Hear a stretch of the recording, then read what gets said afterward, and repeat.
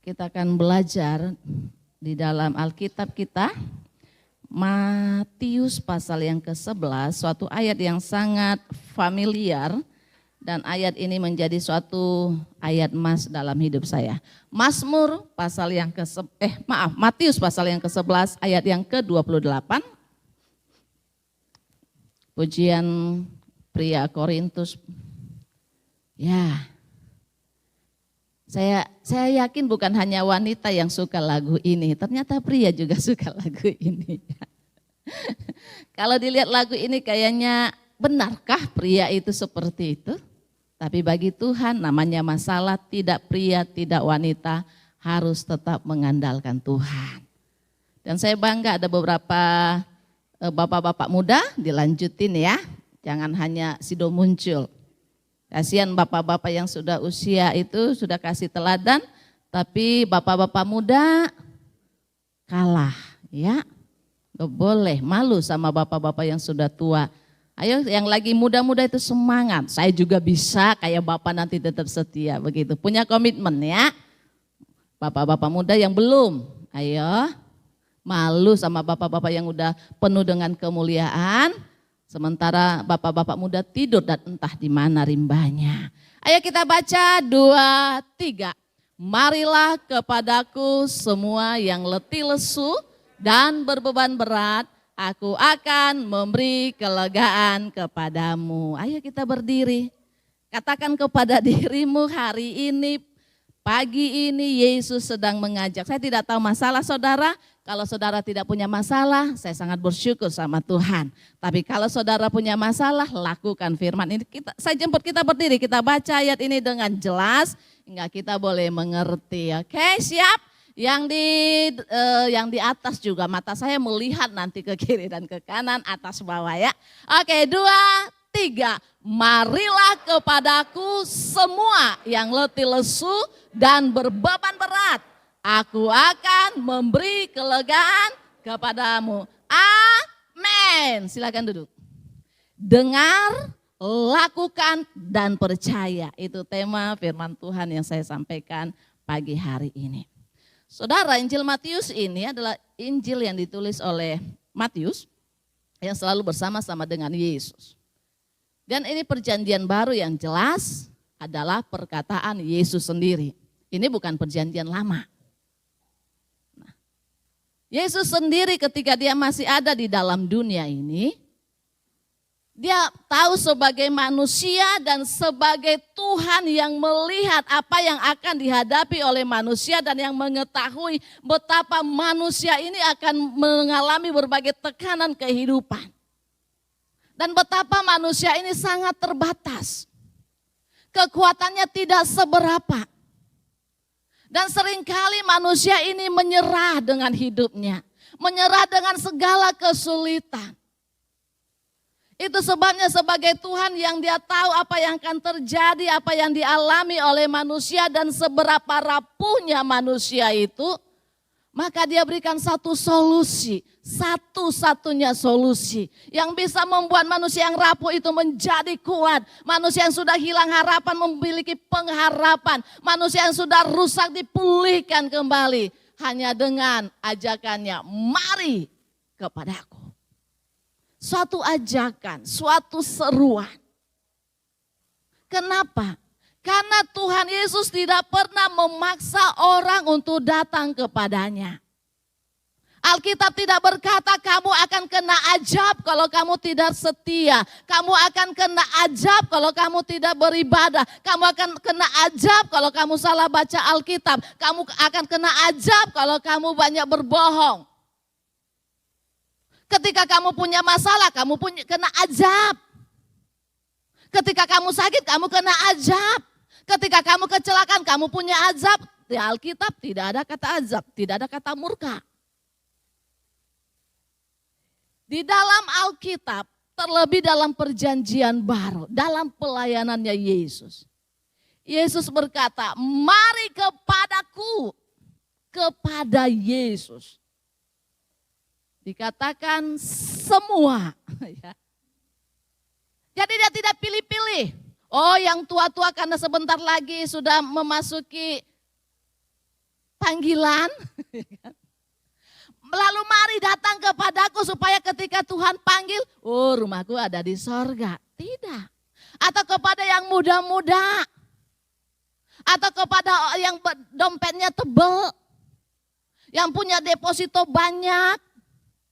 Atau kepada anak gelandangan, tidak. Tetapi kepada semua orang yang mempunyai masalah, memiliki beban. Dan beban itu membuat dia letih, membuat dia lesu, membuat dia tertekan, membuat dia tidak berdaya.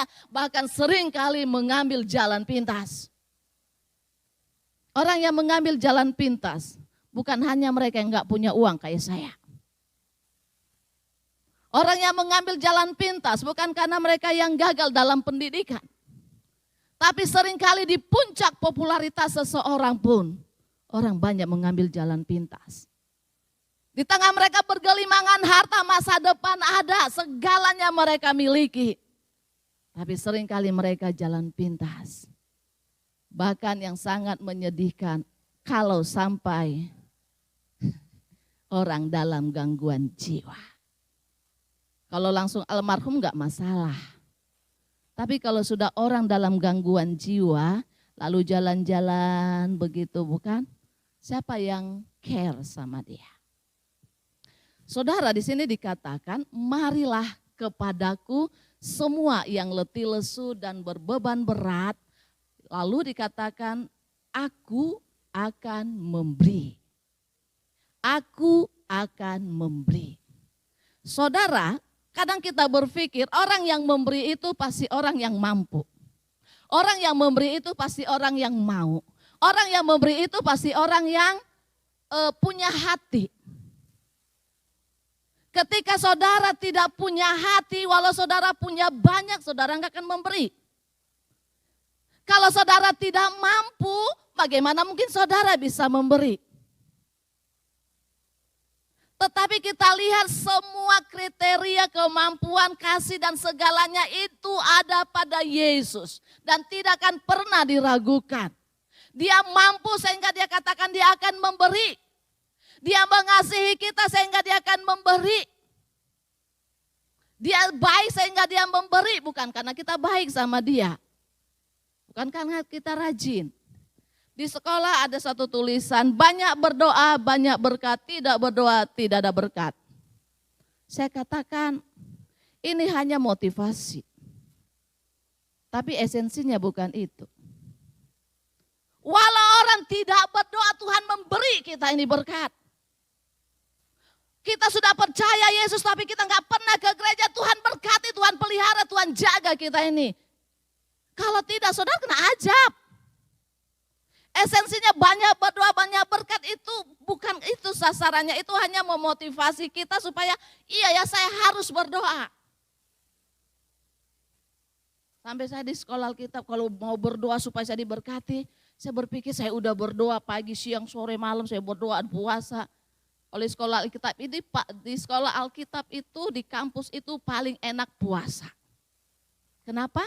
Makanan kampus gak enak. Makanan kampus nggak enak, jadi lebih enak berpuasa. Tetapi saya bersyukur saya sekolah di BJ itu, wow. Bagi saya di BJ itu selama saya ada di sana lebih enak daripada makanan di tempat pastori. Sehingga ketika saya praktek saya kaget di pastori, wow. Karena saya sekolah di sekolah yang ya teman-teman saya dulu banyak orang-orang kaya sehingga banyak yang donatur setiap hari makanannya enak ya. Tetapi walaupun begitu lebih enak puasa di sekolah Alkitab. Kita melihat apa yang menjadi penyebab Yesus berkata, mari kepadaku semua yang letih lesu. Apa yang membuat kita letih, apa yang membuat kita lesu. Tadi ketika saya mendengar pujian kaum pria, wow, ternyata kaum pria juga ketika berbeban berat. Emang pria punya beban ya? Biasanya kan ibu-ibu ya yang selalu mengkerut wajahnya itu. Mikirin bagaimana mengatur uang belanja dengan harga yang aduh saya jungkir balik dengan harga-harga. Tapi kita melihat walau yang saya ambil contohnya wanita tidak ada pria, kalaupun ada satu contoh pria adalah pria cemen. Dalam Alkitab ada pria cemen. Ya. Jadi jangan kalah pria-pria dengan wanita-wanita tangguh. Saya suka wanita tangguh ya, dan wanita cengeng. Laki sama perempuan sama diciptakan Tuhan. Hanya bedanya wanita diambil dari tulang rusuk laki-laki. Tapi segala kapasitas dan segala berkat, segala janji Allah sama. Jadi nggak ada laki-laki lemah, nggak ada perempuan lemah, laki-laki kuat, perempuan kuat. Di dalam 1 Samuel pasal yang pertama, di sana diceritakan ayat yang kedua mulai. Saya akan ceritakan, kita ini aja dikatakan ada seorang pria yang punya 2 istri. Saya yakin nggak ada pria-pria sini punya 2 istri ya. Semua monogami ya. Bahkan yang disumputin pun di tikungan jangan saudara. Istri mungkin anak nggak tahu di tikungan itu banyak, tapi Tuhan tahu. Jangan ada poligami, yang ada hanya monogami aja. Sebab ini ada suatu contoh poligami dari seorang yang bernama Elkana, dia punya 2 istri. Ini nggak cocok disebut madu, yang disebut racun ya. Kita melihat apa yang dihadapi seorang istri. Di TV ada suatunya apa, jeritan hati seorang istri. Goblok lu udah punya suami lu deketin. Kemudian di sini katakan istri yang pertama ini mandul. Sementara istri yang kedua punya anak. Dan setiap tahun mereka hidup bersama dan bagaimana pelecehan, bagaimana penghinaan, bagaimana tindakan-tindakan yang merendahkan dialami oleh Ibu Hana. Dan ini melukai hatinya dan tentu ini membuat suatu beban.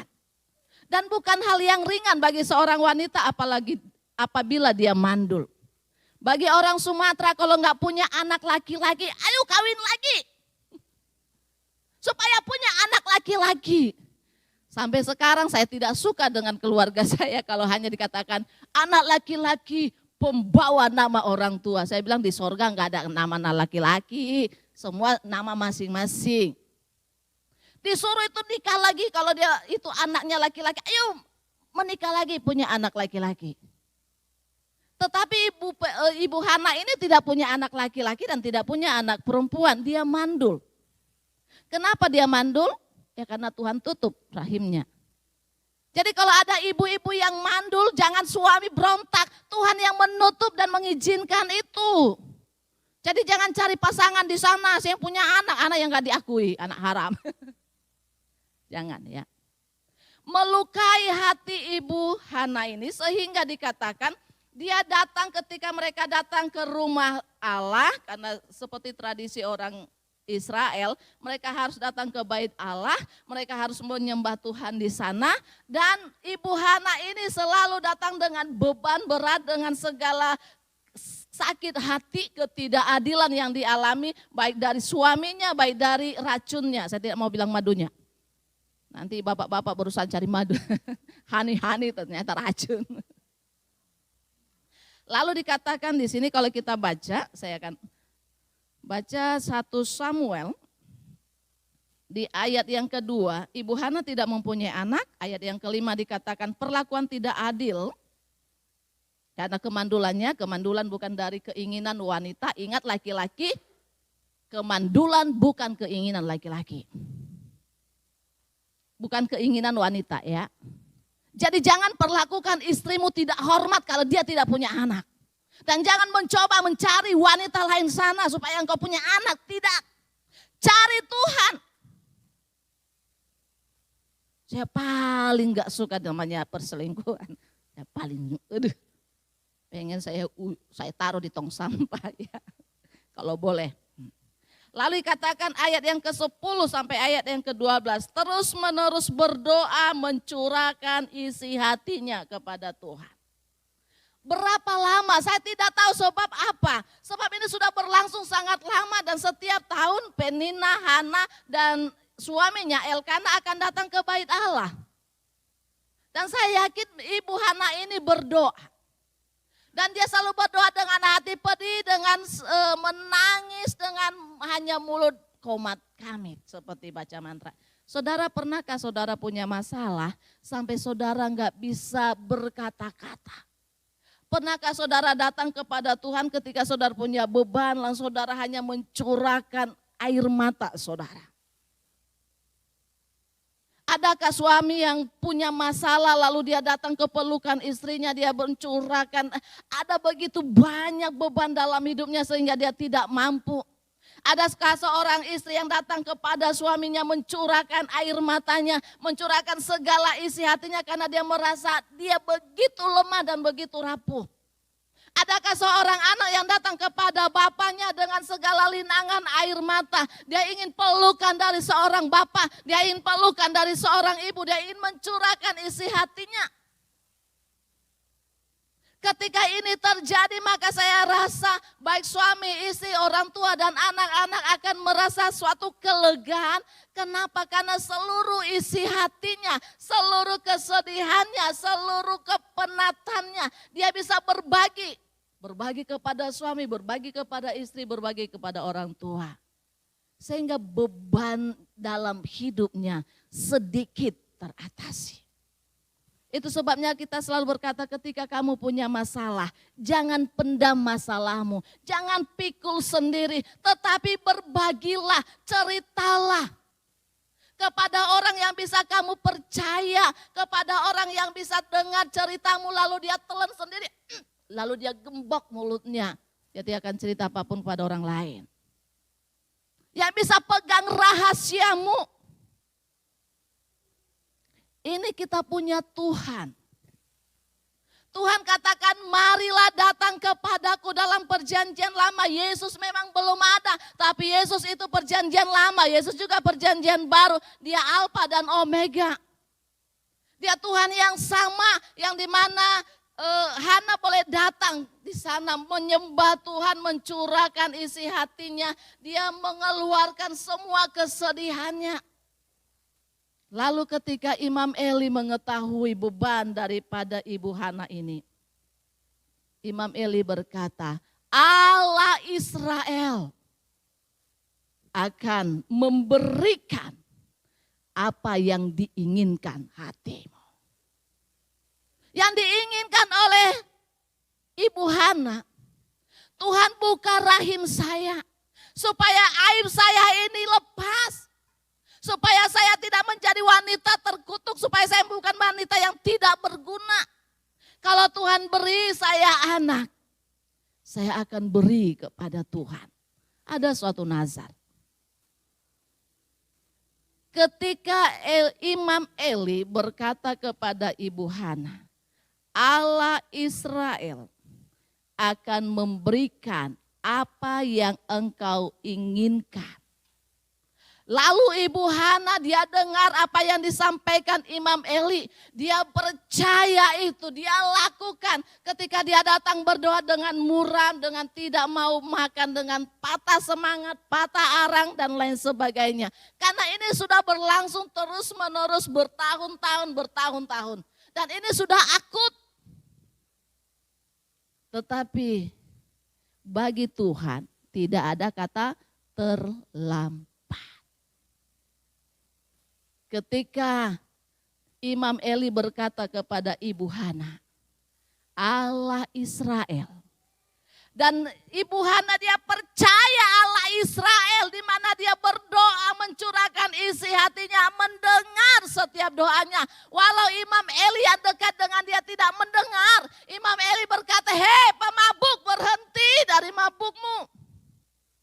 Tapi Tuhan mendengar.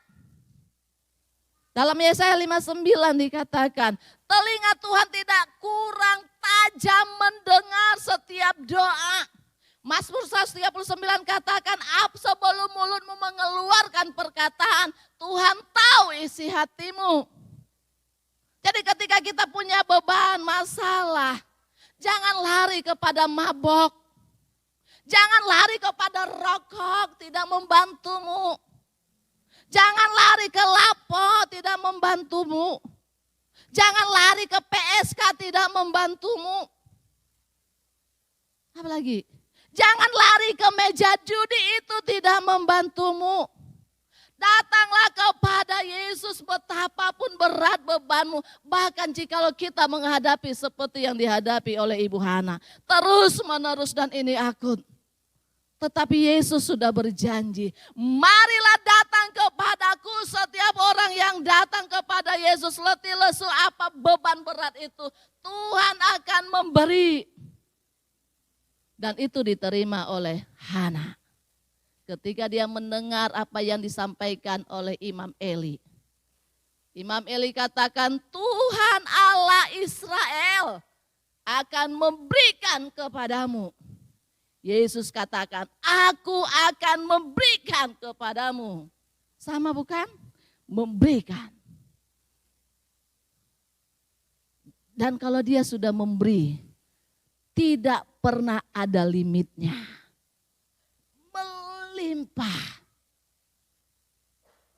Tidak pernah mengungkit-ungkit. Ada banyak orang yang kebaikannya selalu diungkit-ungkit. Tapi Tuhan Allah Israel itu yang menolong kita, dia akan memberi kepada kita. Dengan tidak membangkit-bangkit, kata Rasul Yakobus. Jadi saudara, kita dengar firman Tuhan. Ketika engkau punya masalah. Saya berdoa semua yang hadir di tempat ini tidak punya masalah. Semua penuh sukacita, semua penuh kemenangan. Bahkan bisa berkata, hey masalah lu and me and. Ya kan? Masalah kamu dan saya selesai. Aku tidak pernah menganggapmu ada. Karena aku selalu punya Tuhan yang siap menolongku. Amin. Itu. Jadi saya sangat suka lagu-lagu yang tadi. Ketika aku berbeban berat. Wow, ketika saya mulai, saudara. Setiap hamba Tuhan itu saudara jemaat enak. Kalau saudara punya masalah datang ke gembala. Datang ke ibu gembala, ya bukan? Kalau pendetanya punya masalah datang ke siapa? Ditelegat. Masalah jemaat datang kiri kanan. Dia sendiri punya masalah saudara. Gembala itu punya masalah. Tapi apakah gembala saudara datang ketuk pintu? Aduh saya mau cerita, mau kurang. Enggak ada itu. Gembalanya tutup mulutnya, gembok kunci. Tapi selalu buka hati, buka telinganya mendengar seruan saudara. Jadi enggak enak hamba Tuhan saudara. Sebab kalau misalnya kami ini datang cerita sama saudara, baru kemarin khotbah lu. Khotbah aja paling pinter, lakukan enggak bisa. Kemudian Yesus juga berkata di dalam Lukas pasal yang ke-18. Yang kedua dalam Lukas pasal yang ke-18 kita lihat di sana Yesus mengajarkan suatu contoh bagaimana seorang wanita, masih wanita ya, nanti saya akan ambil tapi contohnya tadi saya bilang Tuhan ini contohnya kenapa wanita semua, yang laki-laki mana? Tuhan kasih ayat tadi, tapi laki-laki yang cemen masalahnya ya saudara. Siapa itu saudara pasti tahu kan? Yang sangat luar biasa Tuhan pakai. Tapi ketika dia punya masalah dia lari ke gua. Lalu Tuhan katakan, ngapain lu di gua? Aku takut sama Isabel. Aku ngumpet aja. Dia ngumpet, dia tidur biar aku mati aja. Itu laki-laki cemen saudara. Seharusnya kan dia datang sama Tuhan. Luar biasa namanya laki-laki nabi Tapi kalah dengan Ibu Hana. Kemudian Yesus katakan kepada ibu janda lagi. Nah, selalu ibu janda. Jadi berbahagialah ibu-ibu ya. Kalau bapak-bapak mungkin dasar cemen lu cewek. Taunya ngoceh, taunya nangis, senjata perempuan air mata. Saudara di Alkitab lebih banyak wanita-wanita tangguh. Daripada siapa saudara? Elia. Hebat, 850 nabi-nabi palsu dan nabi-nabi Baal sembelih. Tapi hanya dengan satu wanita Isabel, dia kabur pontang-panting. Masuk ke gua, disuruh pembantunya, kamu pulang aja stop, aku yang pergi masuk sampai ke dalam. Jangan seperti itu. Punya masalah datang kepada Yesus. wanita ini, ibu janda ini selalu datang kepada hakim. Dan dikatakan hakim ini hakim yang acuh banget. Dia nggak takut sama Tuhan, dia nggak akan menghargai siapapun. Setiap orang yang tidak takut kepada Tuhan tidak akan pernah menghargai orang lain. Apalagi orang itu di bawah statusnya. Tetapi saya percaya setiap orang yang percaya kepada Yesus, yang takut kepada Yesus akan selalu menjunjung tinggi dan menghargai orang lain, memberikan apresiasi siapapun dia. Dari kalangan atas sampai kalangan bawah sama semua penghargaan kita. Jangan kalau kalangan atas saudara sampai angkat, udah kalangan kecil, nyapa juga kagak. Bajunya tidak bau. Jangan saudara. Sebab di Alkitab ada begitu banyak contoh yang diberikan oleh Yesus sendiri. Yesus sendiri berikan contoh bukan orang kaya. Bahkan ketika terjadi kelaparan, Elia tidak disuruh oleh Yesus kepada orang Israel janda yang kaya. Tapi Allah berkata pergi kepada seorang janda miskin. Dia hanya punya segenggam tepung, satu buli-buli kecil minyak. Tetapi Tuhan pelihara, kenapa janda miskin ini, yang lemah ini, yang tidak dianggap ini, dia dengar firman yang disampaikan Nabi Elia, dia lakukan dan dia percaya sehingga mujizat terjadi. Itulah iman. Ketika kita dengar firman Tuhan, dengar dengan baik. Lalu lakukan. Dan apa yang kau lakukan, percaya bahwa ketika Tuhan berfirman semua jadi. Karena ketika kita buka Alkitab, Kejadian, ya bukan? Allah menciptakan langit dan bumi dan segala isinya, saudara. Lalu masuk ke ayat yang ketiga, berfirmanlah Allah. Hanya oleh firman, jadilah terang, maka terang itu jadi. Jadi tidak sulit bagi Tuhan memakai orang kaya. Tuhan pakai seorang janda kaya untuk menolong pelayanan Elia. Tuhan pakai, enggak masalah. Ketika hati kita ini mau mendengar firman, mau melakukan firman, percaya kepada firman, hanya dengan iman kepada Yesus. Bukan segala embel-embel yang ada pada kita, tetapi karena kita percaya Tuhan kita itu sanggup. Dikatakan ketika perempuan ini terus menerus, yang saya ambil terus menerus. Ibu Hana terus menerus berdoa kepada Tuhan. Ibu janda ini terus menerus datang kepada hakim yang tidak takut sama Tuhan. Saya mulai berpikir, Tuhan kenapa wanita miskin ini berani menghadapi seorang hakim yang tidak takut sama Tuhan? Saya yakin begini, tidak ada yang ditakutin. Karena dia tidak kehilangan apapun. Kalau hakim ini membunuhnya, dia nggak kehilangan apapun. Kalau dia dibenci, dia tidak kehilangan apapun. Yang penting semua masalahnya dia serahkan dulu. Hasil akhirnya itu nanti. Tindakan dulu, action dulu. Kita ini bukan hanya mulut yang komat kami, tapi tidak ada actionnya. Wanita ini tidak akan kehilangan apapun sekalipun dia dibunuh oleh hakim ini. Itu sebabnya dia gak takut. Terus menerus sampai hakim ini katakan jengkel. Buka pintu, dia lagi sampai sesak bernapasnya ya. Kalau kita ketemu dengan orang yang menyebalkan, kita yang mati jantungan. Orang itu senang-senang aja, tapi kalau kita jengkel sama orang, aduh. Kalau orang jatuh cinta mah lumayan.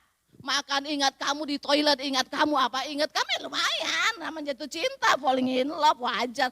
Kalau orang yang kamu benci, yang menyusahkan kamu gak kamu kenal. Tapi dia butuh kamu gak mau, kamu aduh, lihat dia.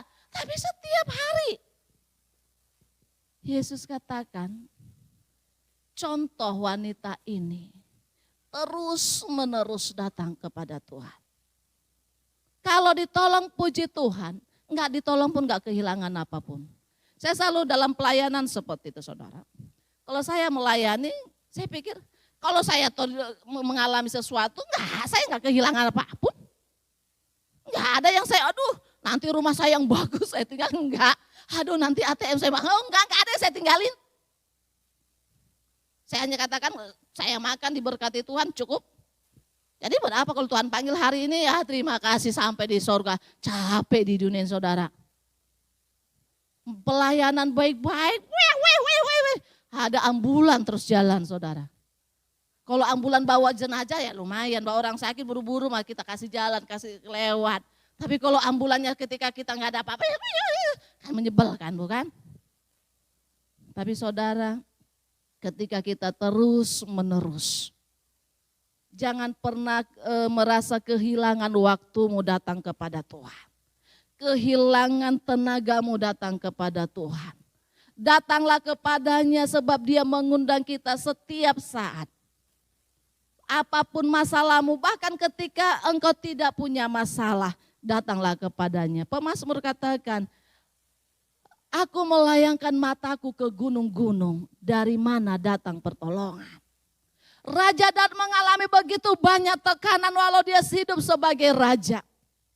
Tetapi ketika dia menghadapi tekanan hidup, dia datang kepada Tuhan. Dia katakan pertolonganku datang dari Tuhan yang menjadikan langit dan bumi. Kejadian 1 ayat 1, pada mulanya Allah menciptakan langit dan bumi.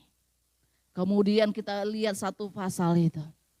Dari sana pertolongan kita datang dan dia pencipta itu yang berkata, marilah datang, aku akan memberi engkau kelegaan, memberi engkau keluputan. Hana dijamin oleh Tuhan, dia punya anak bukan hanya Samuel anaknya, masih ada anak-anak berikutnya. Pasal yang kedua daripada Samuel dikatakan, jiwaku memuliakan Allah. Ketika beban kita diangkat oleh Tuhan, ketika kita dengar firman, ketika kita lakukan, ketika kita percaya, maka Tuhan beri kelegaan seperti Hana. Jiwaku memuliakan Tuhan. Hatiku bersukaria karena Tuhan. Dan ketika ibu janda ini Tuhan bertanya, ketika Tuhan datang, adakah iman di bumi ini? Ketika doamu tidak dijawab, masihkah engkau terus menerus berdoa dan percaya? Sebab Tuhan katakan, adakah Tuhan mengulur-ulur waktu? Tidak saudara. Tuhan tidak pernah, stop dulu sebentar, aku lagi sibuk. Aku lagi di Ciamis. Oh, aku lagi lagi holiday. Oh, aku lagi di Israel. Tidak, saudara. Ketika engkau datang, saat itu Tuhan selesaikan masalahmu. Ketika engkau datang sama Tuhan, saat itu juga dia angkat bebanmu. Dia bukan Tuhan yang kejam, tapi dia Tuhan yang terlalu dan teramat baik, yang bisa kita andalkan. Kemudian yang terakhir, Daud.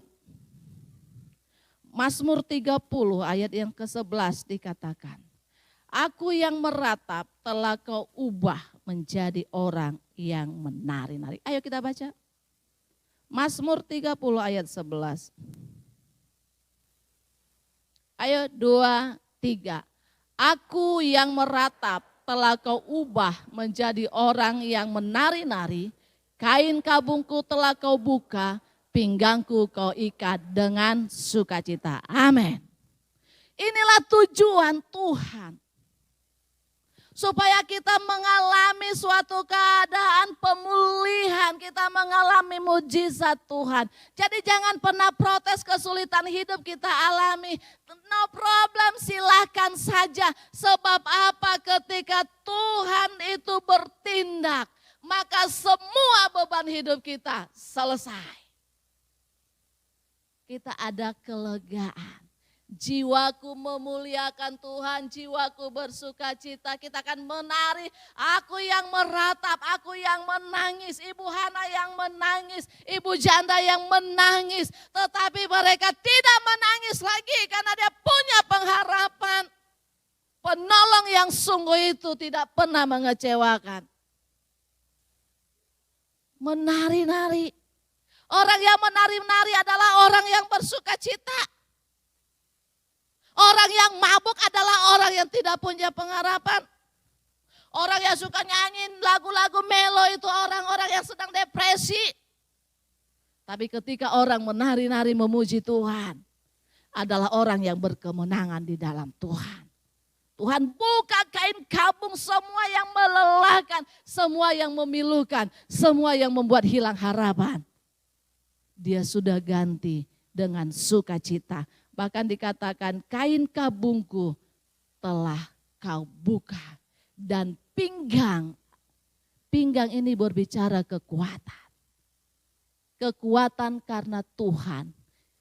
Sukacita karena Tuhan.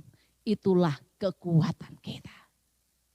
Ada pujian kan, ku terima kekuatan bagi jiwa. Jadi saudara, mari. Apapun beban hidup kita ini. Tidak ada satu beban yang tidak bisa Tuhan selesaikan. Kalau kita mau datang sama Tuhan, dengar firman Allah. Jangan hanya dengar, tapi lakukan. Jangan untung rugi. Lakukan aja. Dan percaya apa yang kau lakukan itu, mujizat akan